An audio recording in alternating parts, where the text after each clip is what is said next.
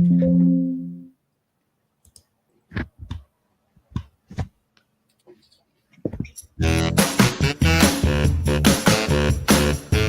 and Bolton's weekly wrap-up.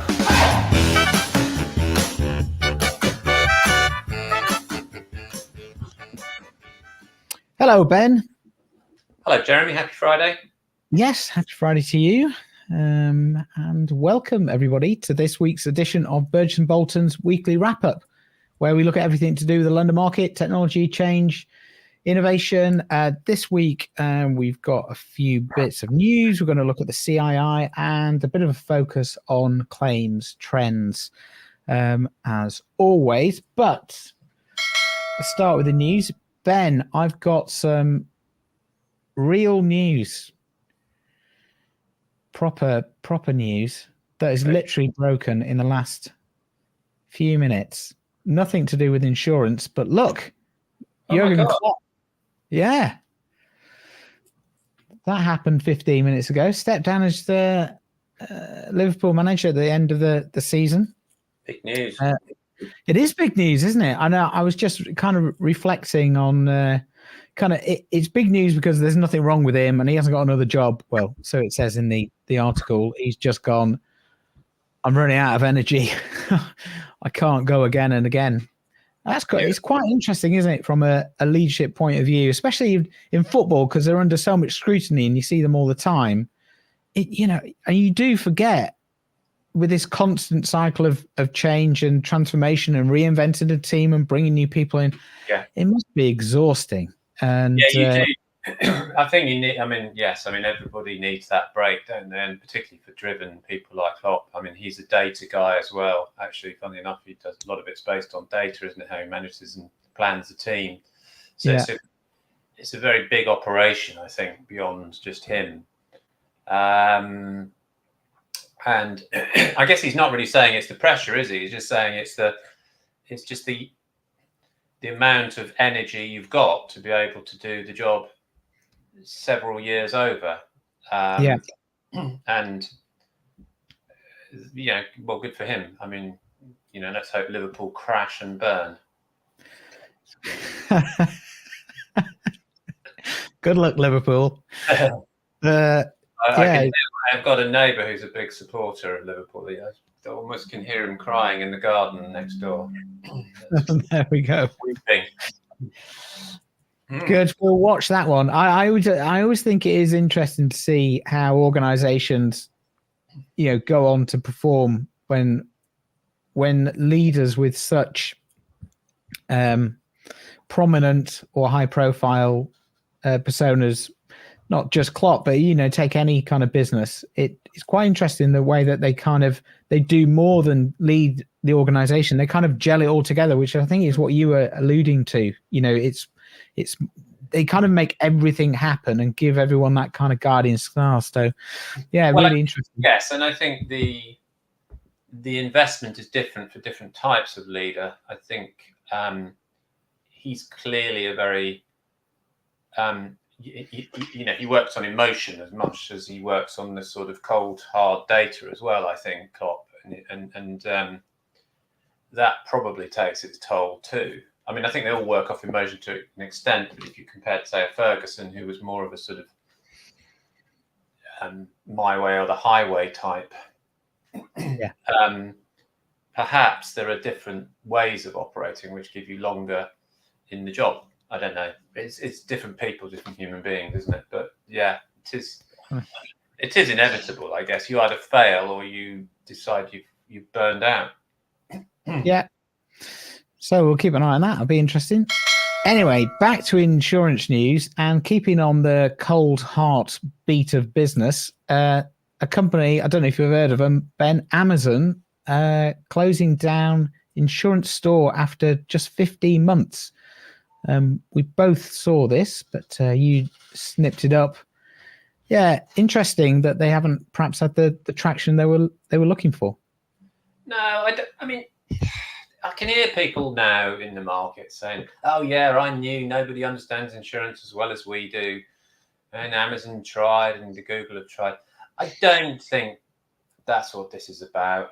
I think this is just priorities. I think it probably is an element of they had a go at it. They just hadn't bothered it. They've decided it's not a strategic priority anymore. They haven't really gone for it. They were working at significant, on their aggregator site, which are hard, big investments that you have to really, really commit to technologically and everything else.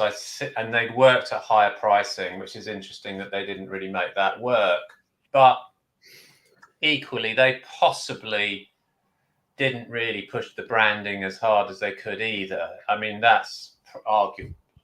I think you could argue that it's been pretty invisible against the big Amazon brand. So it may be that one of the things that's going on here is it's hard to get brand extensions from such famous brands. And they've just sat there and gone, well, if we're going to do this, technologically, we could probably do it, but we might as well just, white label it or do it some other way. So it'd be interesting to see what they've learned from it. I think the assumption always is that a Google or an Amazon is going to go down Google Insurance or Amazon Insurance or whatever, and therefore they'll benefit from the brand equity, if you like, or the trust that's built in those brands. But I don't know that's always going to be the case. I mean, they may have learned a lot and they may come back in a different way.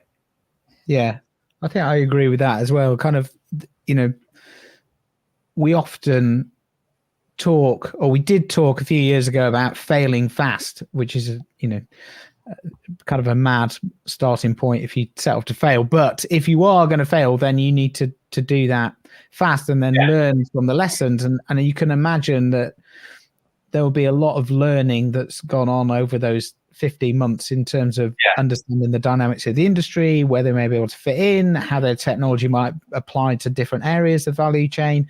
So, it's probably a sales issue here rather than what often is the case is a loss-making issue with the underwriting side of things. So that's interesting in that they'll look at that and say, okay, so if we're going to go into these financial services markets, we've got to think quite carefully about it. I mean, I think Sainsbury's someone has just pulled out of Sainsbury's Bank, and so I think this has been a bit of a pattern, which is that retail type names don't always work in these financial services spaces for some reason.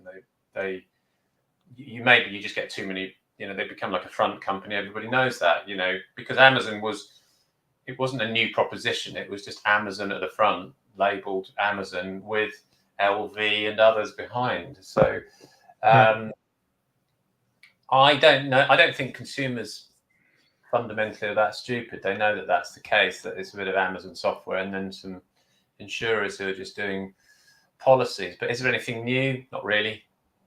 And if it's a bit more expensive, what am I getting? What's different? What's better?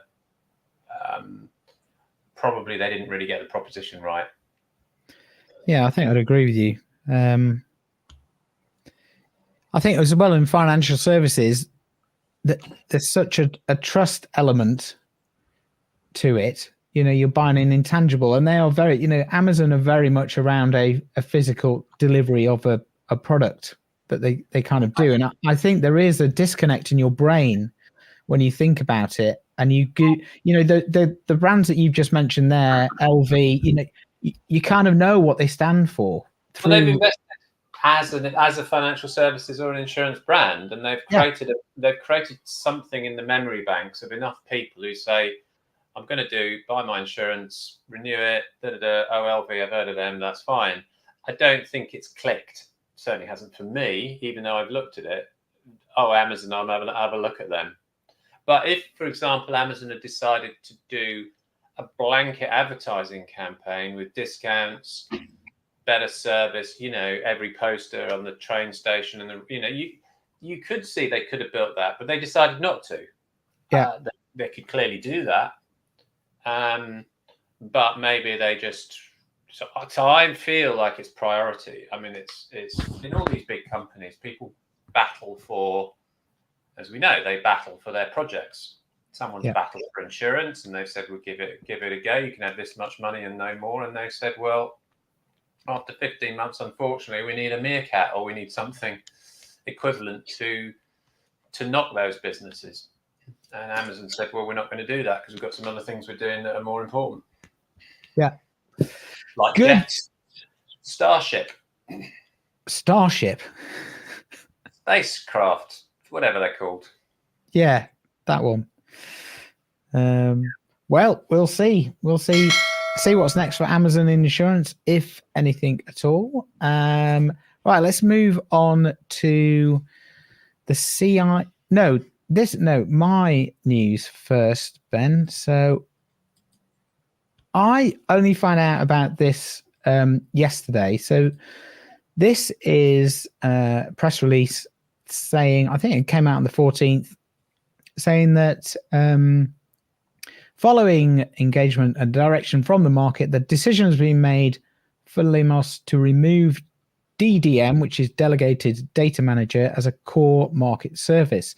And that's going to happen in the autumn, 13th of September. A pretty small press release there. And I then couldn't find anything else in the press or anything like that. The only thing that I found was a Voice of Insurance podcast where they had Paul Templer, who's the CEO of Viper, talking about kind of the exit of DDM and some of the challenges that this will pose to participants in the market with Delegated Authority. Now, it's a pretty dry subject, as you can imagine. Yeah, I'm keeping awake. Keep going. Yeah, thanks for that. But I am surprised it hasn't got a little bit more coverage than just the 2 lines from the press release that haven't been reported anywhere, given that so much business is written through Delegated Authority and so much investment has been plowed through various different initiatives to try and sort out the border reporting, blah, blah, blah. I mean, in our conferences, we've had people standing up saying, it's in verbatim, it's a disgrace the way that bordereau and reporting is done in the DA space, and we can't get it sorted out.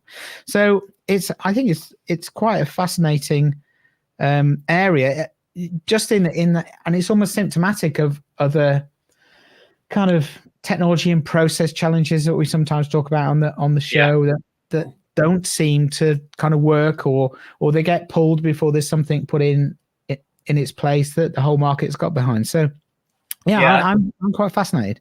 It is dry and it isn't that exciting. And to be honest, having just talked about Amazon, you kind of hanker to go back to talking about that when you get this DDM and what was called DA stats or whatever it was called before. So anyway, quite frankly, who cares about the detail in all of this? I think what was said, I did listen on your recommendation to Mark Gagan's Voice of Insurance. I mean, look, all respect to Viper, but it was not the most exciting of subjects. But let's just take a couple of things out of it that I think do matter, and we have talked about before. First of all, I suppose, which is a bit new, is the removal of a system that clearly is no longer fit for purpose. So it's just going to go, and the initial plan that everybody was going to go onto a new system, a market-wide system, and things like that. So that kind of failed and didn't happen. Some people now, quite a lot of managing agents are still on this DDM system, have not got any replacement for it. And Lloyd's has basically said, from what I can gather, not reading between the lines, but explicitly, they said, well, we'll set a standard or set of standards, and the systems providers can come in and compete over that. But in a way, you're kind of washing your hands of any systems involvement, whereas previously you'd said, well, we're going to set up a system. So at any level, that must be confusing for the market, and it seems to be confusing because lots of players are still on the old system, and September is not a long way off, is it? No. Face it, in technology terms, that's like, in about 4 hours, we're going to switch it off. Yeah. So that's not good. I mean, it does play to the new kind of principle that we've talked about around blueprint and trading systems, that there's supposedly now a kind of open market, open competition, but it feels really vague and opaque, and not really a competitive playing field. I mean, I can guarantee you, if I went around the market and said, where's all the competition for all these systems and things, they'd say, well, it's hard to discern what it is, because whereas if I went into the UK regional market, I can list off all the players like Actuous and people like that in the e-trading space and things like that. But London is this sort of, is it now a competitive market where the systems can really compete, or is it not? Or is DXC running it, or whatever they're called nowadays, the new thing? And Velanetic. I'm a bit confused. And then, of course, we've got the other thing that looms over this, which is Blueprint 2 being delayed. And I think the CEO of Viper says this in the show, the trouble with that happening, or Mark says it, I can't remember. Yeah. The trouble with that happening is that people in businesses will say, well, we'll just wait for all that to come through. So, yeah, you've got something that's potentially quite messy. And then my final point is then after all of this, if it's messy, how do you then bring data standards in? Because surely data standards is about getting everybody on the same page, unless this is not very, I mean, I know it's not that complicated what they collect, but still. Anyway, it doesn't seem to me like it's, it's another sign or a signal that we're not really moving forward in a cohesive way. Yeah, it's going to be interesting next week at TinTech London Market, because we have a session on Delegated Authority. Obviously, we put this together way before this announcement was made last week, and so I have put into one of the questions for discussion. Are you now changing your plans around the way that you process and the technology you use for DA? Given the exit of DDM, so it'll be a fascinating discussion. So yeah, perhaps in a couple of weeks I'll come back and give a bit of a summary about what people are feeling about it in the market. And the way this is going, they'll all be back on spreadsheets again, won't they? Well, yeah, if they ever moved away from it. Anyway. Well, it probably still is, but I mean, or they'll be doing it manually. They'll just say, don't worry, we'll do it manually. And then you're like 10 years back. Yeah. Crazy. There we are. There we go. Yes, so we'll keep an eye on that. We'll keep you posted. I'll let you know what comes out of TinTech London Market 2. I hope they solve it, because I don't want to talk about it again. Yeah, me neither. It's very, very dry, very dull. But material. Have you heard what's happening with DDM? No. Get me another drink. Yeah. Please go away. Okay. On that note, let's move on. CII survey 2023. What's all this about, Ben? There's a lot of lines on a page. There's a lot of lines on the page. Sort of thing I look at all the time. So the CII, we've talked about this before. The Institute of Customer Service does it for the CII. It's a survey of SME businesses and consumers, and I'm just focusing on the SME data. Just a bit of background. What we've been seeing, particularly out in the regional markets, but elsewhere too, is this whole, I think, shift towards claims being more important in the grand scheme of things, and that includes at the sales end of things. So this is real live conversations I'm having with broking firms. It's clearly partly driven by consumer duty in some areas, that it's important, and it's also partly driven by the fact that we've had some fairly patchy or more than patchy claim service since COVID and through COVID. So for all of these different reasons, and probably some others, the claims has become a bit of a hot potato, if I can use an old phrase. And I'm always looking, therefore, for where are there other signals other than my own data as to what's going on. So I decided to have a look at this. Now, the Institute of Customer Service does, or this particular survey, it says at the top line that basically businesses and customers are quite happy. And in fact, there was a headline, we're reasonably happy with or satisfied. We trust this thing, to your earlier thing. But reality is that this survey mostly asks a question about how satisfied are you with your policy. So only 20% of people in this, let me say only, but 20% of people in this survey have claimed in the past 12 months. So most people have just sat there with a piece of paper or digital paper that they bought, and they're unlikely to say, in my view, I'm very dissatisfied with that piece of paper sitting in the drawer. Yeah. What they do say is, I wish that, and they'd say this year in, year out on this survey, insurers should offer a loyalty bonus and things like that and all that sort of thing. Well, that we've trodden on that ground and it's been slapped down by the regulator and all sorts. I don't know that that's a thing. But what is interesting when you look at this is the wave on wave comparison going back to 2019 when they started the study to now, today. And if you track that speed claims one, or in fact, respect claims and speed, so I think it's a greeny one and a yellowy, a bluey one. Yeah. You can see just how much, most of the lines are quite flat. Actually, they're not moving around a lot. And actually, but that claims one has come up since 2021 a lot, like really a lot. It's gone up from 4 when it was not important at all to 6.37. Yeah. And what they're basically saying here is there's an opportunity. In other words, there's a gap between the importance and the satisfaction. Really, that's kind of what they're saying.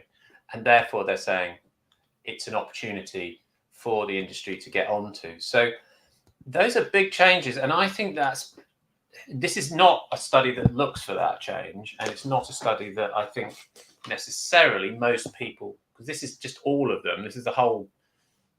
The whole cohort of people they've asked, only 20% of these were claims. I bet if we asked the claims people, they would be even sharper upward, trend on this. I haven't got those data. So I do think it's very interesting that everywhere you look, no matter what you choose, claims is kind of coming through as pretty important. So I think it's both.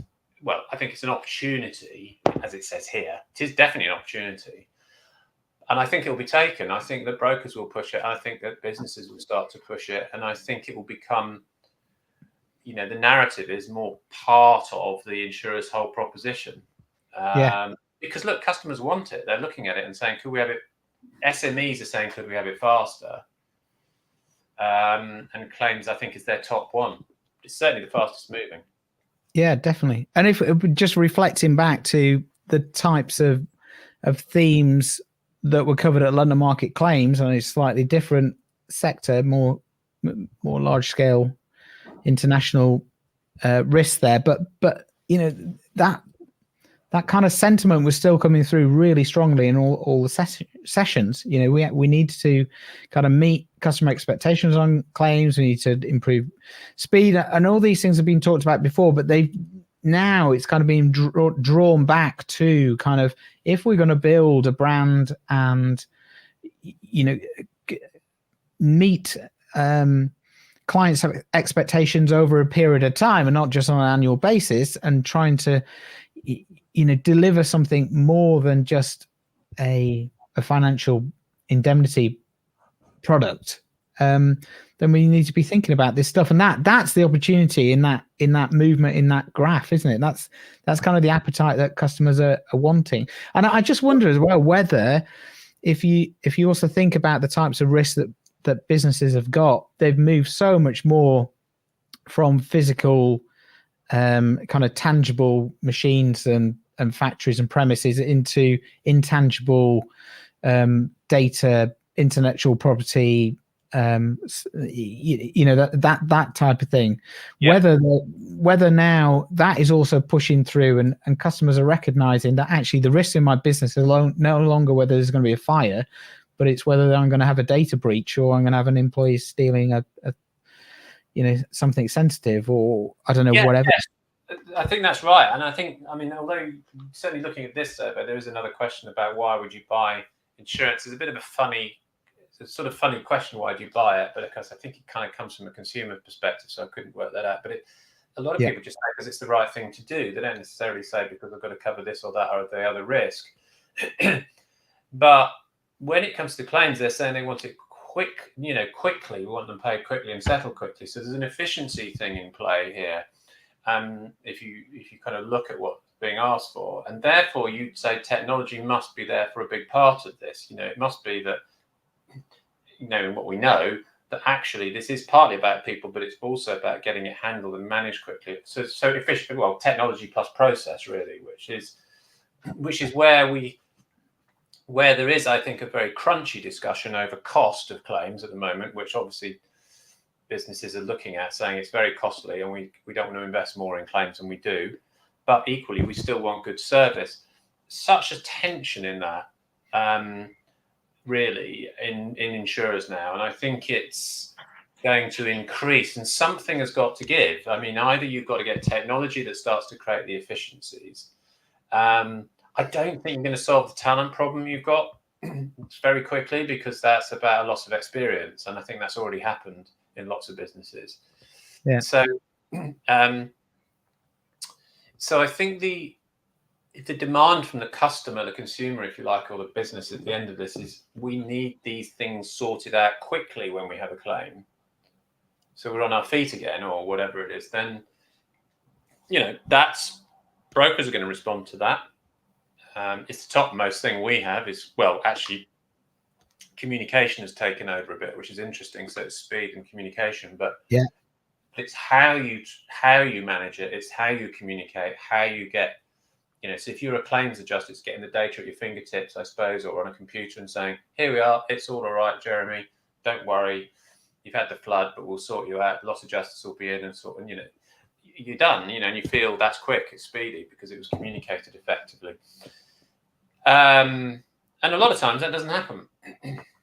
It's slow and messy, and that's expensive for the industry, and it's crappy for experiences of customers. We all know this, but does it change because there's this drive and this competitive opportunity to do it better? I think it probably should and does. Yeah. Because I'm having conversations where people are recognizing that this is more than just clicking the box on the policy that it delivered. It's actually about being better than your competitors. Yeah. Should we just dive into this a bit more and take it into some of the global issues that your survey kind of highlights? So that these are, and correct me if I'm wrong, but the emerging kind of issues and trends in claims on a global level. So London's included in there, but it's nice to get the kind of global perspective.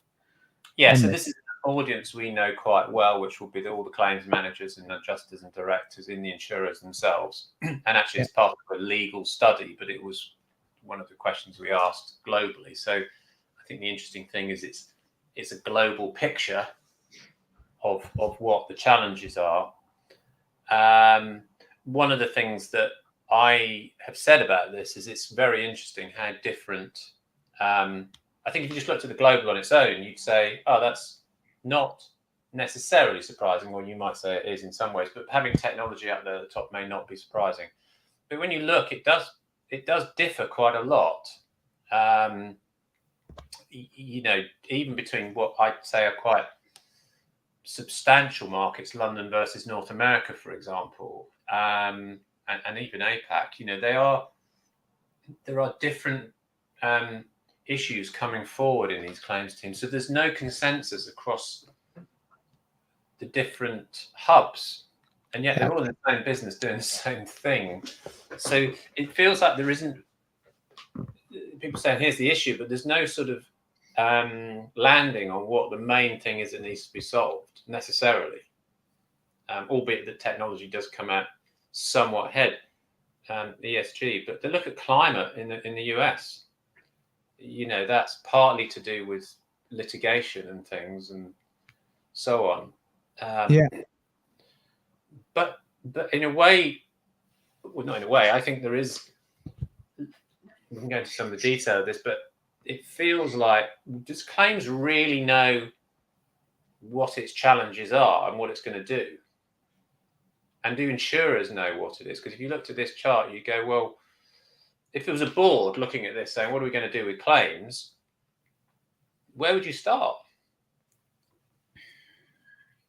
You'd say, oh my God, look at the inflation, social inflation, claims costs going up.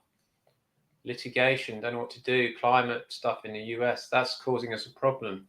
But then at the same time, they want us to invest in technology. Yeah. It's really, it feels to me like you'd have to untangle this quite a lot. Do you think these results are impacted by the types of business that are written in those geographies?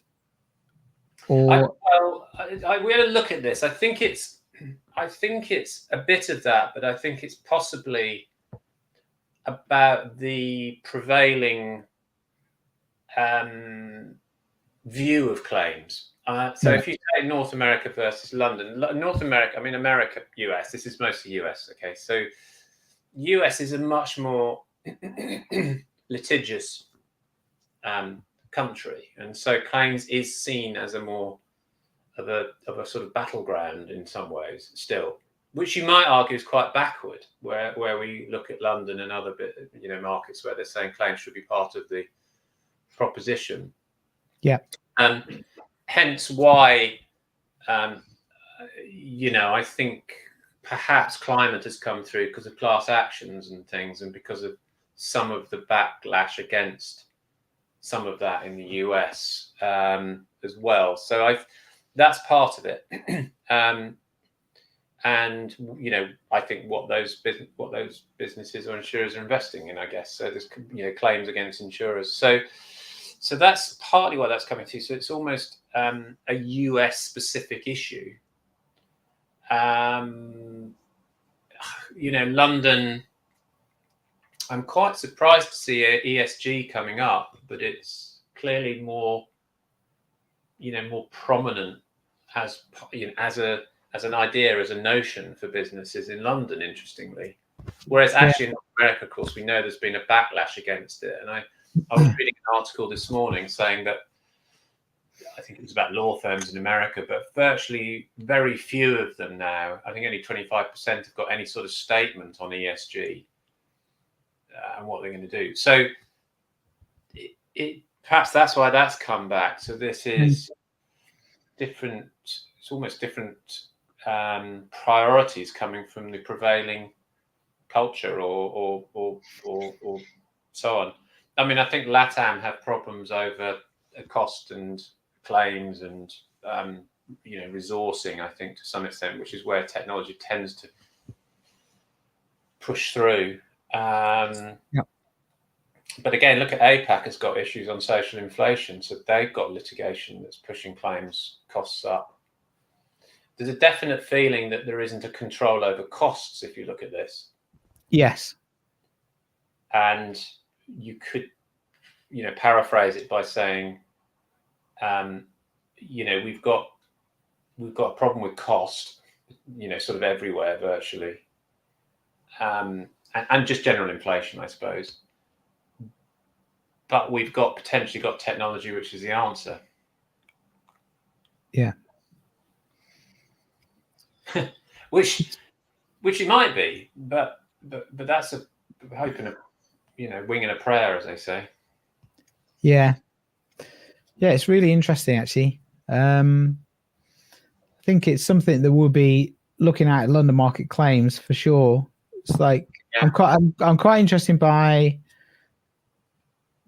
I'd be quite interested to see if you were to run the survey again today, how much the automation and use of AI might creep up that survey, because I think there has been a realization that this isn't just about triage. There are, especially Gen AI can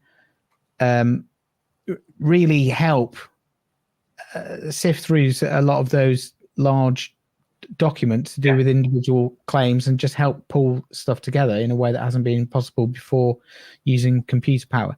So, and that's an opportunity, and as we talk about always, to enable claims people to do their jobs quicker or better or easier, not a replacement thing. So yeah, I think that's pretty interesting. Use of technology is quite a vague kind of catch-all. Yeah, I mean, it does. I mean, this is not a prompted list, by the way. I should have said it's just Okay. It's a coded up version of what people have said. So they've talked about technology. They are quite vague. I mean, I think it's fair to say that where we would have split it out was where it was, specifically talking about AI or automation versus just technology in general helping. Yeah. So I think that's what I'm saying. It could be argued it's a bit of a wing and a prayer because they don't really know what the technology is. Yeah. But if you looked at this and said, well, what do you know? You do know you will know. Your bosses will know. Whoever's the finance director will know what the cost of social inflation is potentially, because that is actually in the numbers on the claims. Where you might not know what the cost is what's going to be the cost of technology to offset that and create efficiency. So none of this says anything about customers, of course, either. Yeah. Or demand, or increasing service requirements, which I do think I was just talking about them there. They are likely to come through. So you are going to need. This is all about the nuts and bolts, isn't it? That they're worried about. Yeah. Yeah. Fascinating stuff. That. Yeah. Thanks, Ben. Always good to see those stats. And yeah, let's see how they play out. Together, wouldn't it, actually, and pull it together into something that was what would you do about this as a strategy? Shouldn't you have in my view, is you should land on a view as to what will help and what's known and what's not known, and kind of cost it up almost. Yeah. A sort of balance sheet approach almost, to say it costs this, social inflation costs this, potential cost of technology is this, it could solve this, and it could create a better future. So I think you could do that with this, but I don't know whether anybody is. Yeah. Globally. Really interesting. Yeah, it really does. It's a kind of being able to have that kind of vision, and let's come full circle back to kind of leadership and going, okay, this is our vision for claims service, for claims performance, whatever you want to call it. These are going to now be our priorities as we've viewed the landscape, and this is the plan for execution. Yeah, and it's why I say I don't see why. The problem still comes back to me that claims is seen as something separate, another department. Yeah. Whereas actually it's fundamentally part of what the insurer is offering. And if you look at all of those things in that chart, they're all major things that are, as you alluded to, they're changes that are going on in the world. They're not just aimed at, we're not very good at claims or managing the cost of claims. They're actually, social changes, societal changes, climate, technology. That chart shows that they're all about the big stuff impacting the cost of claims. So where is the strategy overall in insurers to say we can this is our plan, this is what we're going to do to try and alleviate this? Yeah. Great. Right, thanks for that, Ben. Good stuff. I could have played the stat of the week jingle. Yeah. Let's save that for next week. It's top quality. Right, a quick plug. So I was on the reinsurance podcast this week, Ben. Yeah, I know. They sent me the recording of it. If you want to look like, so I look a little bit like, when they have Nick Ferrari and he's on LBC and they just have like the camera in front of him and he's just kind of looking down. Yeah. I realized that I look like that. I wasn't really aware that there was a camera, but anyway, I did my best at answering the questions. It was great fun and it's always a good podcast. So Gerard, thanks for having me, and worth a listen next week when it's back on. I'm Yeah. looking forward to that. Can I just plug our service quality accreditation scheme? The quality marks will be announced on Tuesday Ooh. after 10 o'clock. So so look out for that on social media. Oh yeah. Your favourite insurance press. I'll push that as well. Good, excellent. All right, so we've got a few things to look forward to next week, and then the week after is Tintet Learner Market. So very exciting. Yeah, right. Coming a lot coming up. Good. Okay, great. Right, what are you doing this weekend, Ben? Rock climbing. I'm going to try and take some pictures of some owls bird watching. Do a bit of bird watching. Yeah, a little bit. I did get some pictures last week of some owls, so I'm going to try and get some more because the weather's quite good. Yeah. I'll put one up if I get a decent one. Yeah, definitely. Bring them in. And bring them in. Bring them in. I'm not allowed to do that. Funny enough. Sounds like we're at school. Bring them in. Bring them in. Show the class. I'll bring a photo in and show the class. That's what I meant. That's what I meant. Yeah. Don't bring an owl in. Killed it now. I'm not going to see one owl now. It's going to try and get it on here. Oh well. Do some good landscapes. There could be some. It could be a water pipit or something. Yeah. Nice. Good. What am I doing? I don't think I'm doing anything. I'm prepping for this conference. It's going to be big. So that's what I want to do this weekend. Okay, good. Right. Thanks, everybody. Thanks for tuning in. We will see you next week. Have a great weekend. Happy weekend. Bye.